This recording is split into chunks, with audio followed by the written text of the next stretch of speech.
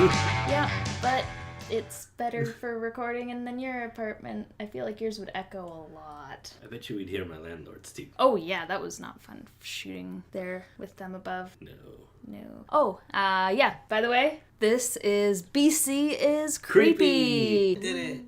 Yay. I'm Ariel Hansen. And I'm Topher Graham. Together we're Bad Cookie Pictures. And this is our podcast about all things creepy in British Columbia. From cryptids to murder to ghosts, UFOs, all sorts of stuff. It's more fun to say UFOs. Basically, if it's spooky, creepy, weird, and it's happened in British Columbia, we're going to talk about it at some point. So, last week we talked about a serial killer. The boozing barber. Yeah. We've also done a cryptid episode. We've done an episode of an unsolved murder with a ghost involved. Which is why I'm smudging the room. It's just good measure. Yep. Topher's the superstitious type. So, I figure we've done, monsters, both of fictitious and human variety. We've done ghosts. Now it's time to get in a cult. Sweet. What are we doing? So today I'm going to tell you all about Brother XII. I think I've heard of them. Okay. Maybe. So, that's the leader's name is Brother XII. That's not the name of the whole cult. I haven't heard enough about him, obviously. Okay. So, specifically we're going to talk about Brother XII himself because he's sort of the main showcase of the cult. But he was born Edward Arthur Wilson on July 25th in 1878 in Birmingham, England, to Thomas Wilson, who is a master craftsman, and Sarah Ellen Pearsall, and as a family they were fairly well off. Ooh. Yeah. 1878. So what type of time period are we looking at here? So the cult is active sort of before World War I, I'd say. We'll get to it. Okay. Yeah. But his family was a part of the Catholic Apostolic Church, and that is a part of the Catholic Church that full on believes in devils and angels and demons and the second coming, and that had a lot of influence on him as a child because he thought that he was in touch with angels from a young age. That makes a lot of sense if you're told from birth, essentially, that angels and devils are real and they can talk to you and they're part of this universe. And you might have some experiences and think much of them. And who knows, it could be mental illness that gives a good explanation for it as well. Sounds like a cop-out. Tell us about him. What does he do? Okay, so throughout his whole life he did a ton of traveling, which all started when he was 12, and he became an apprentice on a ship, and eventually he became a master seaman. When he eventually ended up in Wellington, New Zealand, and he met his wife, who he had 2 children with. Eventually he brought them to the west coast of Canada, so to British Columbia. But then in 1912 he abandoned them to go traveling again. Oh, so dick. Yeah, real swell kind of guy. Piece of work. Yeah. Why didn't they just go traveling with him? I guess he was not the type who liked to be tied down while traveling. It's just chasing tail. Oh, we're gonna get into that. You are pretty accurate with that guess. So, the first time that he visited Vancouver Island was in 1905, and that was a long time before he ever started his cult. So he saw the island, and that would have permeated his mind, and he would have gotten these ideas throughout. This is the place. This is my place. Yeah, so...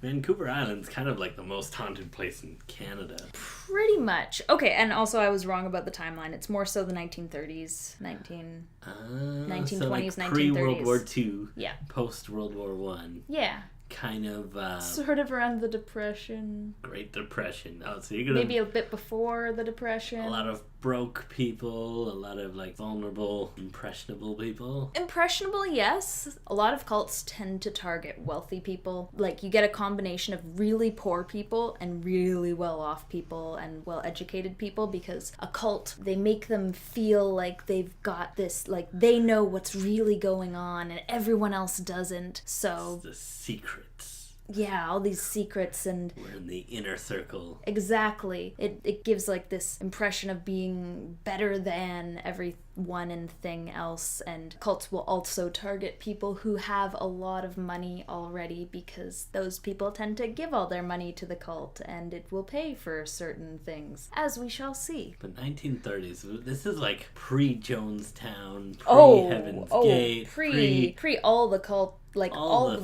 well-known cults. Big ones. Yeah. This is the precursor to true cult activity in North America. The thing that like sparks all of this, I mean, he is already a little weird, thinking that he's talked to angels and stuff and abandoning his family, but he eventually, in October of 1924, traveled to France, and while he was like bedridden with sickness. Oh god. Yeah, he had an Egyptian vision where he was addressed as Pharaoh. Oh, so he's like Aleister Crowley. Sort of. Weird guy. yeah, except like more cult-y. More Christian based. That's hard. Maybe. We'll get into that. So, in 1926, he created his spiritual manifesto. It's got a lot of just stuff that's in most cult manifestos. Calling for people to become less materialistic, come together for brotherhood and enlightenment. And it also had, like, the classic doom and gloom kind of thing. End of the world is coming. Exactly. Society is gonna collapse any moment. Prepare yourself. We gotta, like, hunker down. Exactly. Like, we are the only ones who know the way to weather this storm. We need to lead the world. Humanity is only gonna survive if we do, kind of thing. And if they do as us. Also, many of his teachings were based in theosophy. Theosophy. Okay, you're gonna have to explain this to me. Yeah, well, not me personally, but Wikipedia is gonna explain this. Alright, Wikipedia, lay it down.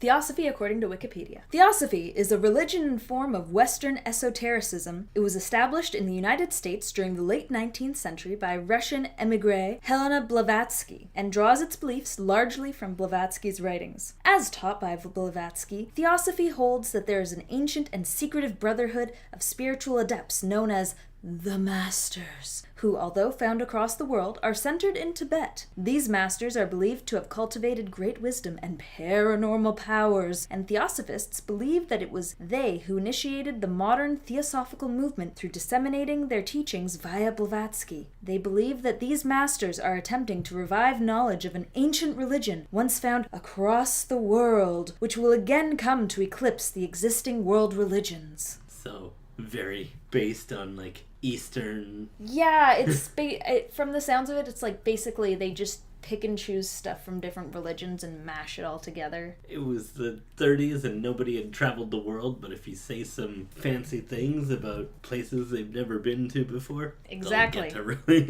they'll imagine it in their heads and get really... I get it. Yep. Now, we're going to get into how he took his name, which he took his name because he claimed to be the 12th disciple of a disembodied entity that identified itself as one of the 12 masters of the Great White Lodge, which... What is the Great White Lodge? I did not look a ton into the Great White Lodge. In my head, I like to think that it's like in Twin Peaks.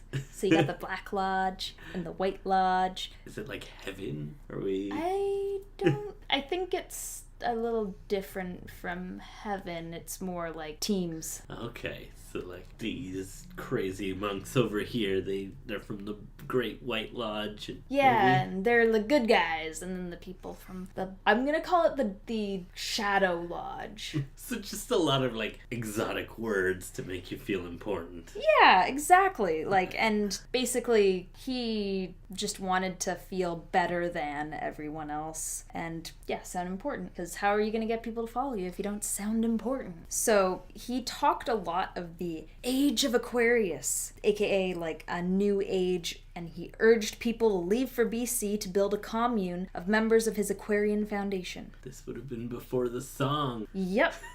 Well before the song. Too bad he could have used... And of course, for the members of the Aquarian Foundation to head for BC and be a part of this commune, this meant selling all their possessions and giving all their money to Brother 12. Oh, I see the game here. Yeah, it's not every cult, but like 99% of cults. Take up all your money, we'll all pool it together, but also I'll be the most important one and I'll get all the cool shit. Yeah. And marry all the children. Did he marry children? No. Okay. That's not a super big thing for cult leaders. When I did my research, I found it a lot. Really? Waco, not Jonestown, but a lot of the Mormon cults, they like to... Okay, that's kind of specific. Like, if you're looking overarching, like, if you're thinking, Aum Shinrikyo, Heaven's Gate, Jonestown, the Moonies, even Nixium. That's very specific Christian cults. Yeah. That are from a specific subset of Christianity, not so much like the cults that kind of come up with their own philosophy, even if it is pseudo-Christianity. Okay, yeah. Yeah. Makes sense. Yeah. I mean, there are some really creepy ones, like... I think it's the Children of God cult. That was the sex cult, wasn't it? Yeah, that was the one that encouraged sexual touching of your own children. Oh, God. Yeah. So, I listened to a whole podcast series on it, and it was horrible. Oh, yeah, well... Yeah. Don't touch your kids. No, never touch your kids in a sexual manner. We digress. Yes, yes. He didn't touch kids. No, he didn't touch kids. He didn't touch his own kids. So, at least he's got that going for him, I guess. Oh. Yeah. Godspeed, Brother XII.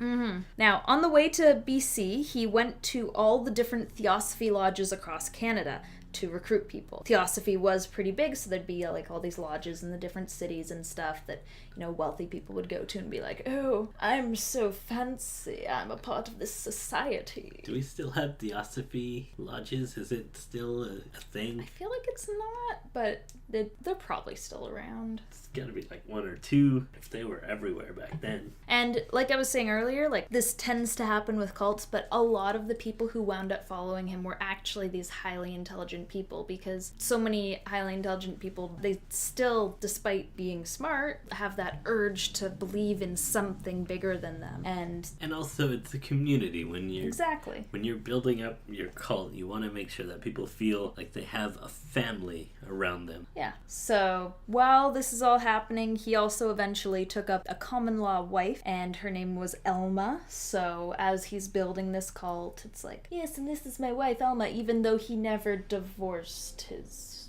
first wife that he had children with. It was probably easier to get away with that in those days. Oh yeah, I mean, if you're calling yourself Brother XII, I'm pretty sure no one's gonna be looking up to try and find if you have children. You can't just Google. Exactly. There was no Facebook back then. Brother XII, you're still married, according to your Facebook page. Yeah, according to your Facebook profile. Who are all these children in your pictures, Brother XII? How come we never see them around? Are they your nephews? Or is that your sister? You're in a lot of pictures with her. Unfollow. I think he would just start blocking people. You can't do this to me. You can't. I'm Brother XII. I'm Brother XII. I'm not Edward. I'm Brother XII.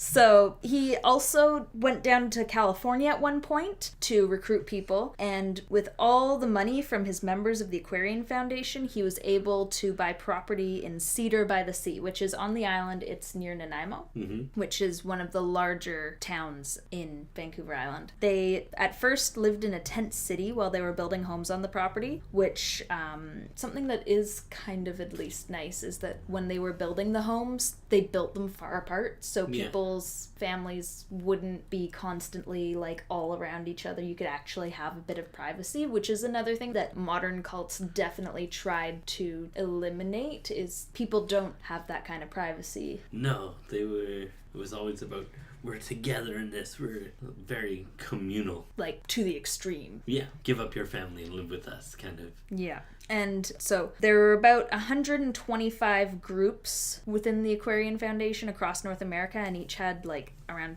10 members. And this was in 1927. So that was a pretty large pool to pull from to start your little commune. Yeah. I mean, if all of them are selling all of their stuff and pooling all this money. Oh, yeah. And like, especially if they're wealthier people too, then... Super rich. Yeah. Oh, gosh. Now, here we're going to get into some... This is where it kind of becomes very clear that this guy had a lot of delusions of grandeur. Okay. So... This is the fun part. This is where the good stuff comes in. There's a lot of good stuff. But, so, he wanted to pick the next president and vice president of the United States. Really? Yep. He believed that, like, that was his journey in life, was he was going to pick the next leaders of the free world kind of thing. From BC. Well, he did take a trip to the States to work on all of this. Meanwhile, his commune cult is still going in BC. And part of why he wanted to pick the leaders for the United States was because he believed the world was run by a handful of Jewish financiers based on this forged document called the Protocols of the Elders of Zion. It's a fake document, and it duped a ton of influential people back then, and so most of his political beliefs were based on that. So this is like the rampant anti-Semitism that was plaguing all of Europe and all of the world, really. Okay, yeah. Yeah. So, because of that, he tried to lay the groundwork for a third-party candidate, and, well, he thought that the best person to lead that third party was the KKK spokesperson in Washington. We have a reappearance by the KKK! Yeah! Woo! Yeah. Seems they were a lot more common back then than we... They weren't illegal yet. Yeah, that's true. They didn't have the FBI trying to infiltrate and destroy them. But, yeah, so because he thought that this dude was going to unite the people under Protestantism, because one of the candidates for president at the time was a Catholic, and he thought that, like, if this Catholic was elected, that there was going to be a civil war in the United States between the Protestants and the Catholics. My God. Yeah. Wasn't the same world we live in today. I mean, there's still crazy, horrible stuff happening, but... So, flash forward, none of that ended up happening. He was a pretty big failure in that sense. You're never going to get a third-party candidate in the States to go all the way. The system's rigged. Yep. So, after that adventure, he bought property on Valdez Island, which is just off the coast of Vancouver Island near Nanaimo. It's near Cedar by the Sea. Yeah. So he was, getting a bit more secluded, but also, like, expanding his reach for his cult. Is this an island you can visit today? I think so. Maybe. We'd have to look up the BC ferries. Okay. So, another thing that happened was that, you see, there was a woman by the name of Myrtle. And in addition to, of course, being rich, which, I mean, that's kind of his type, is anyone with money. Myrtle. Yeah. She also claimed to have Egyptian dreams growing up. She thought that he was the man that she was seeing in these Egyptian dreams. Always Egypt, like the height of mysticism, right? Yeah, well, especially that time period. Well, that was when Egypt would have had their own cinema, and so people were watching Egyptian movies, like a lot of Egyptian movies. This would have been like rivaling Hollywood. Oh, wow. Well, it was exotic and foreign and beautiful, and this was like the oldest civilization in the world, and people were like obsessed with it. It's always pharaohs and queens and princesses, and it's exactly for reasons like this, because people thought it was mystical and exotic. So, because she believed he was the man from her dreams, he knocked her up. Ew. Yeah, and because he was claiming that he was the reincarnation of Osiris and she was Isis. So they were, having their child to save the world or whatever. So sure, buddy. So yeah. So after he planted his seed, that also helped sow the seeds of doubt within the cult.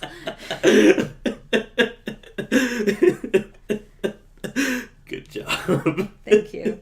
His followers started to get authorities involved under the belief that he was misappropriating donations from this one specific rich lady named Mary Connolly. So this went all the way to trial. Oh, jeez. Yeah, and during the trial there was a surprise witness, Mary Connolly herself. Oh. And she said everything was fine. I love giving him money. Yeah, basically that's what she said. She just was like, no, I'm cool with what he's doing with my money. So that case was like totally dropped. So wait, who's pressing charges in a case like that? I guess it was the rest of like other members. Or other members, okay. Other members would have contacted the state, and then maybe the state pressed the charges. So they're like, oh wait, this guy's being a bit shady. Yep. They're talking amongst each other, like, did you give him all your Some money? of them I are. gave him all my money. Like, we're not even close to the end yet. Okay. So this is just like the first taste of dissolution. So Myrtle ended up getting hidden away on Valdez, and she had several miscarriages. Oh. So, were they from him? Yeah, like she wasn't having sex with anyone else. Oh, geez. So he's like sleeping with all of his... No, this is Myrtle. Oh, Myrtle. This is the lady with the Egyptian dreams. Right, okay. The Isis to his Osiris. No, he's not trying to knock up Mary Connolly. I think she was past the point of being able to be knocked up. Bummer. Yeah, like we're talking little old lady. Oh, okay. Little old rich lady. Little old rich lady. Is he still married at this, or he's still married to like the one girl, but she's like far away? And he's still got his common law wife. His common law wife, and he's got this new girl on the side. Yeah, so Egyptian queen. That also kind of like people were like, but this is your wife. Why are you checking out this lady? Polyamory. It's not a new idea. Yeah, but like back then they were just like, no. After all these miscarriages, eventually they just sent her home. They just sent her on a train ride back to her family. Oh, so the baby never came through and like saved the world? No Horace. Oh. So after that happened, a bunch of new followers arrived. So this is like just when people thought, okay, his ISIS is gone, the cult's gonna fall apart, yada yada. Then just tons of new followers arrived. Is this from like attention in the media, or how are we reaching out to these new people? In theory, he didn't take everyone from all of his Aquarian Foundations, so those are still getting new members and showing the wonders of Cedar by the Sea and Valdez Island. It's like, I've got beautiful new beachfront property, come join my community and let's... The world's gonna end, modern society's gonna collapse. Come hang out with me, it'll be cool. We can like drink some beers and watch it all fall apart. Yeah, and so now we get to another lady in his life. To the colony, this woman arrived with a man she was mistress to. Oh. Her name was Edith Mabel Skatow, or I don't know how to pronounce this. It's probably like Scottish or something. Can I see? Or Irish. It's no. Skottowe, but she's got a much easier name she went by, which is Madam Z. Like Latina. She's not a teeny Z, she's a Madam Z. It'll be a Latina when she grows up. Yeah, I could see that. She's like 30, maybe. It's okay. No, I'm picturing her when she's like 60. Oh yeah, and totally Madam Z. She's got this manner. Floating through the Welcome rooms. to Madam Z. I love it. Maybe there's like a salon where she hosts tea. She's got a big giant beehive haircut. I was picturing more bohemian, like more, Stevie Nicks style. Okay. So long gray locks. And like jewels and scarves. Let me read your fortune. Exactly. So, Madam Z arrived on the island, and Brother 12, he was quite into this lady. He declared her to be Brother 3, and he took her as his mistress. Mistress number, third mistress, fourth girl, probably a whole bunch in between that we don't know about. Yeah, I mean, almost every cult leader likes to get it wet as much as possible. That was awful euphemism. Almost every cult leader. Every cult leader likes to throw it in a couple times. No, Heaven's Gate cult leader, he was not into... Well, he was also like chemically castrating people. And himself. He killed himself too, right? He was he was amongst... He was like... He fully believed in the Heaven's Gate. He wasn't in it for the money. No. I watched his videos. He's an interesting person. Lloyd Kaufman needs to play him someday. Oh, please. So, after taking Brother 3, Madam Z... Yeah. It rhymes!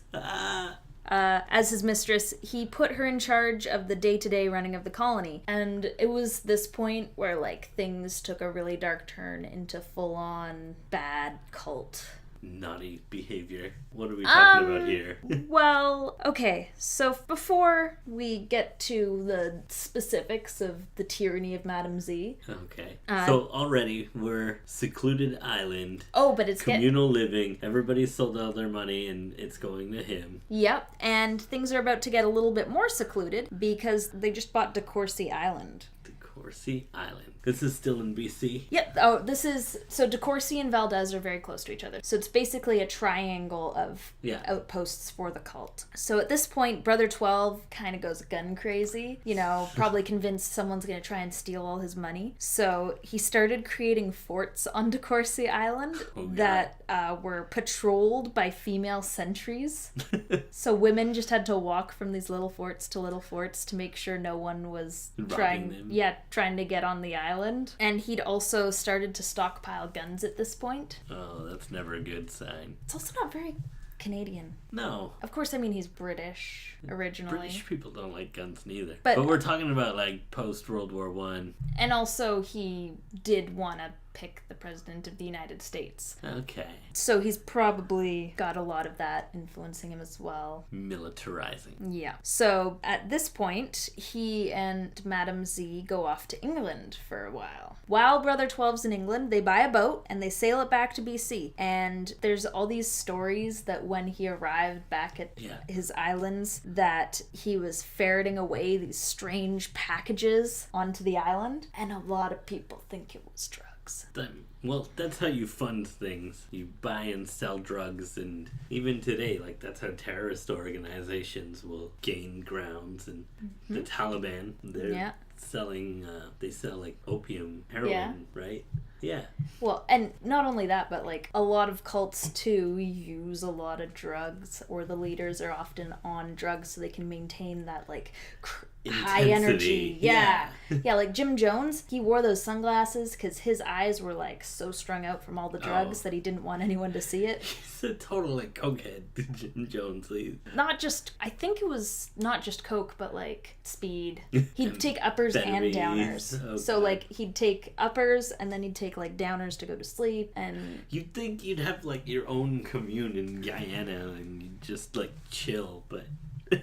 Yeah, he was a man with no chill. He was a man with no chill. So now we're about to get to the end of the Aquarian cult because Mary Connolly finally makes her way out to the colony. This is our, like, rich old lady. She's been the main benefactor of this entire endeavor. And so she arrives at the colony, and because she put in so much money and everything, she thought that she was going to be one of the upper echelons and she was going to be one of the main advisors. And instead, she was treated as one of the people in the bottom of the pecking order because there were even stories that Madame Z forced her to wear a yoke, like an oxen or something. Oh, God. And had her plow the fields. Oh, so you can sort of see what kind of a leader Madame Z is. Real crazy tyrant. Exactly. Stockpiling guns and... That's Brother 12. He's the gun guy. She doesn't like guns? She doesn't not like guns, but that's, like, his thing. He likes the guns. She likes to turn people into oxen and make them love you. Yeah. So at this time, there were also rumors that Brother 12 was going back and forth from Vancouver Island for syphilis treatment. That old fun STI. That's like the kind that, like, melts your face off and also makes you crazy. Yeah. Yeah. So that would explain a lot of his behavior. Now, bit of a playboy too, so makes sense that get an STI that. Oh yeah. Now, also there was a hierarchy of which colony you were sent to. Yeah. So there's the 3 colonies. I do believe that it was DeCourcy was top dog. Nice. Then Valdez was, like, the second tier colony, and then Cedar by the Sea was the lowest. So this Mary Connolly lady had been sent to Cedar by the Sea. So she's, like, the farthest away from the leaders. She's not really getting in on any of the decision making. She's just... How big are these islands? Are other people living on these islands other than them? I think they're pretty small. This is also before there was a ton of people around there too. So these are like some of the first settlers of this area.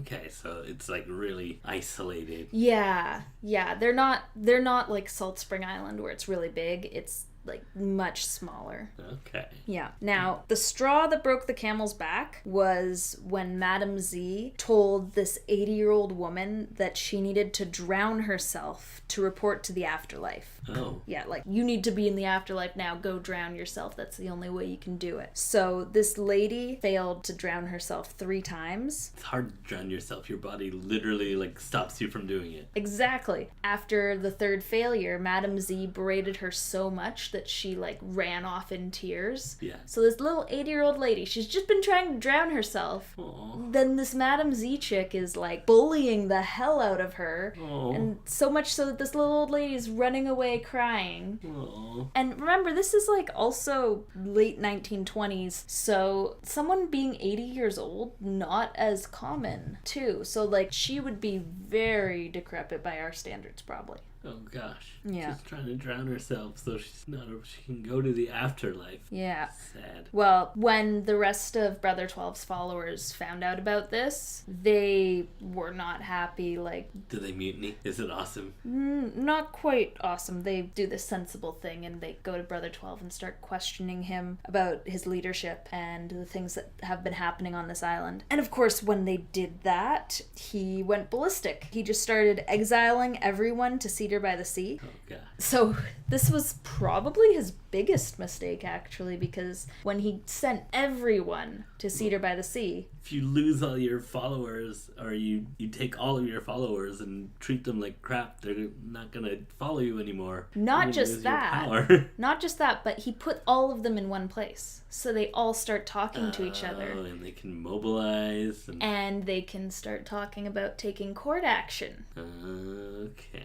So this is when there's more charges that come up and everything, and all of this court action starting to happen. And in the meantime, Brother XII and Madame Z, they decide to run away. Aww. They go to Valdez Island, grab all the money, and then start destroying all of the buildings. How are they destroying them? I'm pretty sure it was fire. Nice. Yeah, I think that's probably the easiest way to destroy them. Oh yeah, especially back then. And like, if you're trying to be speedy about it. Yeah. Yeah. Fire or dynamite. Yeah, so he and Madame Z ran away, and then he eventually ends up in Europe, where he allegedly passes away, a heart attack or something like that. Madame Z, she inherits all the money, but there are rumors that he faked his own death because one of his lawyers, their son, remembers, I believe it's in San Francisco, seeing his father, the lawyer, meeting up with a man in like an all-white suit and giving him a suitcase of money, and this guy was convinced that that was Brother XII. So he gets off easy after all of this. Maybe. Or he like was murdered by Madame Z in Europe for his money. Oh, I hope so. One of the two. But then I don't want Madame Z having a good time. No, she's sounds worse. like a sadist. Yeah, like things were not horrible until she came on the picture. That makes sense. Yeah, they were just like living in a commune, stockpiling guns. She comes and turns them all into crazy people. Yeah. And so after they had left the island, there were these rumors that he had left his stash of gold, which was like worth over $1 million back then. Yeah. Somewhere on Valdez Island, so people would go hunting for it. That sounds like a fun job. I don't think it pays well. It will one day, maybe. Maybe not. If likely. It actually is there. Yeah. And not, $1 million taken away, because he needs that. Yeah. So my main source for this was actually, it was really cool. I got to watch a documentary. Nice. Yeah, so there's a documentary. It's The Canadians' Brother XII documentary. It's on YouTube. It's like 45 minutes long. Got a lot of information. Pictures of him? Yeah, I think there's pictures. There's an interview with someone who was a child as a part of the commune. Is this like 50s that they made this documentary? Or no, like if the person was 8, yeah, then they're an adult. 30s. Okay. Yeah, so they're an adult when they're interviewed for the documentary. I think it was like the 90s or something that they made it. Okay. 90s or early 2000s, something like that. I still keep picturing him as like an Aleister Crowley type. I feel like you wouldn't be wrong. There's also like, I didn't read it because I'm a slow reader and I wouldn't have gotten through it in time for this, but there's also, I believe, a book called The Devil of DeCourcy Island. Ooh, that sounds good. And I believe that's about Brother 12. There's a few different websites as well that you can get a lot of information. But yeah, it was kind of cool to learn that there was one of those really weird cults just here in BC. And it didn't end in mass suicide. I freaking love BC, man. Yeah, it's pretty and creepy. Yeah. BC is creepy. Pretty and creepy. Yeah. That's our takeaway here.